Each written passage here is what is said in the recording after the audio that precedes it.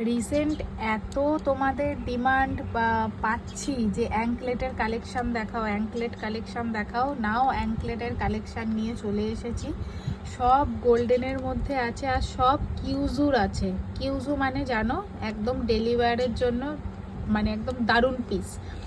তো এরকম সামনের দিকে সব কটারই হুক আছে আর সবগুলোই হচ্ছে অ্যাডজাস্টেবল। সবগুলোর শেষে কিন্তু এই রকম চেন রয়েছে যেগুলো তোমরা তোমাদের পায়ের সাইজ অনুযায়ী পরতে পারবে।